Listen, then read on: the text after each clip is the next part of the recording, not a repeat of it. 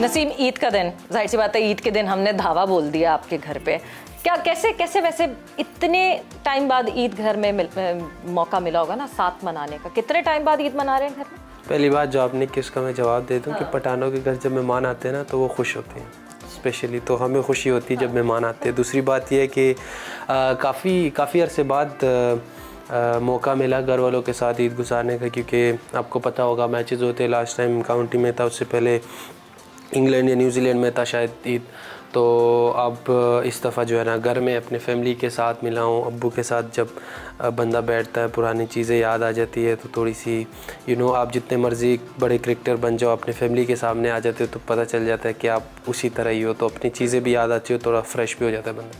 But बचपन की बातें याद आती हैं, फैमिली याद आती है, क्या कितना फ़र्क आया? कैसे ईद मनती थी जब नसीम शाह छोटा सा था? ज़रा मुझे वापस ले जाएं दीर के इलाके में जहाँ पे बचपन आपका गुजरा। किस तरह कैसे पैसे बटोरने पूरे मोहल्ले में जाते थे दोस्तों के साथ? क्या होता था?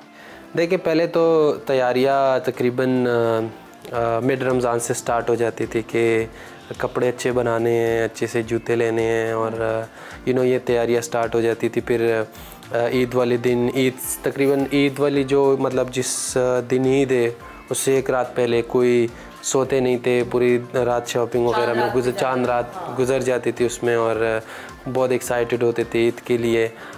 फिर सुबह उठ के थोड़ा बहुत 1-2 घंटे सो के फिर उठ के फ्रेश हो के शावर लेके नमाज के लिए अच्छे से फ्रेश हो के सबसे पहले तो घर वालों को दिखाना कपड़े कैसे हैं, प्यारे, हाँ कमेंट्स देते थे। इसके बाद जाते थे नमाज़ पढ़ने, वापस आते थे तो सबसे अच्छी तरह मिल लेते थे। और फिर सबसे पहली बात आपको पता है क्या हो सके, यही कि ईदी निकालो, तो फिर ईदी देते थे। और मुझे अच्छी तरह याद है कि ईदी के हमें इतनी ज़्यादा एक्साइटमेंट होती थी कि अब हम जाएंगे अपने पप्पो के घर, अपने मामू के घर, और वहाँ से हमें ईदी मिलेगी। तो एक बहुत ज़्यादा मज़े की लाइफ थी। अब तो आई थिंक ईद भी वैसे नहीं रहे और हमारी मसरूफियत भी ओबियसली क्रिकेट की वजह से ऐसे रहे कि वो चीज़ें जब याद करते तो समटाइम सोचते कि काश उसी तरह के एक होना चाहिए दोबारा भी। हाँ, केयर फ्री बिल्कुल माहौल। जाहिर सी बात है बचपन में तो वो कहते हैं ना टेंशन दी जाती थी, टेंशन होती नहीं थी कोई। बट सबसे पहले कौन ईदी देता था? अब्बू से ईदी लेते थे या अब्बू की सबसे आखिर में ईदी होती थी? नहीं, मुझे सबसे पहले मेरे चाचू ईदी देते थे। उसके बाद फिर अब्बू के पास जाते थे ईदी लेने, तो अब्बू कहते थे कि हम दोनों तो भाई है ना, एक भाई से लिए तो बस है ना। फिर हम कहते थे नहीं आपकी तो अलग है ईदी, तो उनसे फिर अलग ईदी लेते थे। और फिर उसके बाद जो है ना बाकी फैमिलियों पे अटैक करते थे ईदी लेने के लिए। हाँ, वो तो वो गुंडागर्दी होती है ना, बच्चों की पूरा एक ग्रुप बना हुआ होता है। बट अभी भी अब्बू से ईदी लेते हैं?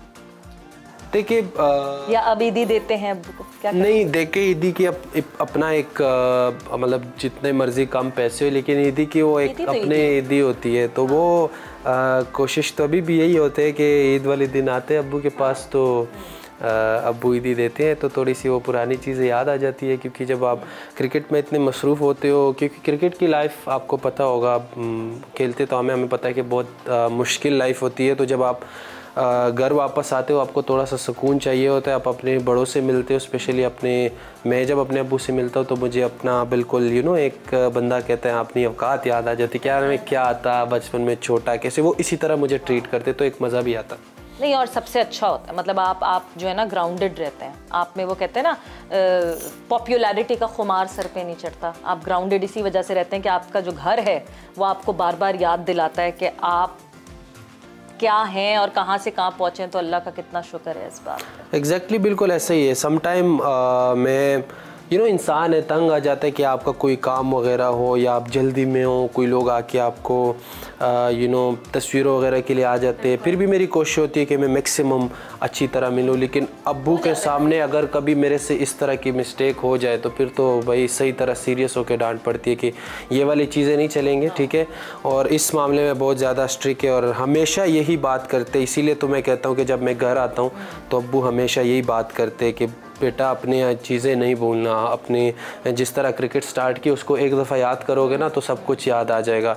तो वो अब्बू ये चीज़ें जब याद कराते इस मामले में बहुत स्ट्रिक्ट है, तो आई थिंक फिर ऑब्वियसली फिर आपके अब्बू की तो बात माननी होती है, और फिर मेरी भी आदत अल्लाह ने ऐसे बनाई हुई है कि वही चीज़ें मैं फॉलो करता हूँ। नहीं और याद रह जाती हैं चीज़ें, बिकॉज मुझे याद है मेरे अब्बू सारे बचपन से मैं सुनती भी आ रही हूँ, फलदार दरख्त झुका हुआ होता है, जो खोखला दरख्त होता है जिसपे कोई फल नहीं होते वही अकड़ के खड़ा रहता है, तो हमेशा झुके हुए इनकसारी से काम लेना चाहिए। बट अब जो है, अब क्या रूटीन होता है ईद पे? कैसे सुबह उठते हैं सारे भाई, नमाज के लिए जाते हैं, क्या क्या रूटीन होता है? देखिए अब वो ईद तो नहीं रहे कि आप उसी तरह पूरे फैमिली के लोगों को भी उस तरह मिलो। अपने कोशिश यही रहती है कि मैक्सिमम जितने दिन घर में है तो अपने रिश्तेदारों से मिले, बहन भाइयों से अच्छी तरह मिले, उनसे बात करें, ज़रा क्रिकेट को साइड पे रख के ज़रा बचपन की यादें जो है ना वो ताज़ा कर ले, ज़रा बंदा फ्रेश हो जाता है, क्योंकि आप उस लाइफ से आ जाते हो, आपको हर किस्म की मुश्किलात वहाँ पे आते हैं, घर से बाहर रहते हो, लोग अच्छा बुरा कहते हैं, ज़रा आप कुछ दिनों के लिए फ़्रेश हो जाते हो, अपने रिश्तेदारों से मिलते हो, पुराने बातें करते हो, तो आई थिंक एक बड़ा अच्छा फ़ील होता है। तो अब भी इस तरह कोशिश होती है कि ईद पे होता हूँ तो इसी तरह करता हूँ कि सारे फैमिली वालों को कोशिश होती है कि उनको बुलाओ, उनसे अच्छी तरह मिलो और अच्छी बातें करें और खुश रहो। अच्छा, हर घर का एक अपना रिवाज होता है, ईद पे एक स्पेशल मीठा होता है। नसीम के घर का क्या स्पेशल मीठा है, क्या बनता है मीठा घर पे? घर बेसिकली मेन्यू क्या होता है ईद का? हमारा तो ये होता है कि समैया बनाते, वो तो आई थिंक सारे बनाते, और उसके साथ चाय, मिठाइयाँ वगैरह। और हम लोग जो है, हम लोग क्या करते हैं कि हम लोग जो ईद वाले दिन खाना थोड़ा सा जल्दी खा लेते हैं, और उसके बाद फिर कुछ ख़ास रूल्स नहीं है, यही है कि फिर सारे फैमिली वाले हमारे तरफ आ जाते हैं, घर आ जाते हैं, और सारे मिलके एक लंच या डिनर कर लेते हैं। तो यही करके तो बस एंजॉय करती ईद वाले दिन। तो मैं अगर लाड उठाने की बात करूं तो नसीम शाह के लाड सबसे ज़्यादा किसने उठाए? बहन भाइयों में, बड़े भाइयों ने, अब्बू ने, या फिर अम्मी?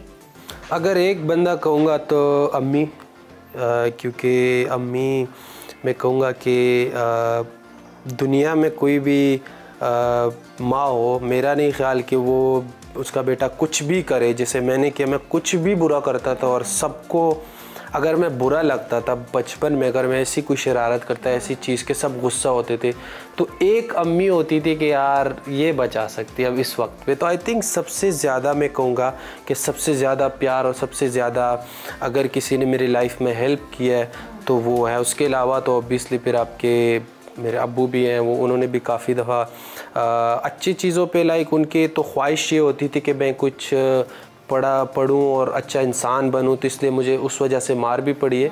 लेकिन मुझे कभी नहीं याद कि अम्मी ने मुझे कभी गलती से भी हाथ लगाया हो, तो आई थिंक ये मुझे याद है। तो आई थिंक ऑब्वियसली पेरेंट्स चाहते हैं कि हमारा बच्चा जो है ना वो कोई पढ़े और अच्छा इंसान बने, कुछ अच्छा करे। तो आई थिंक यही कहूँगा कि अम्मी फर्स्ट।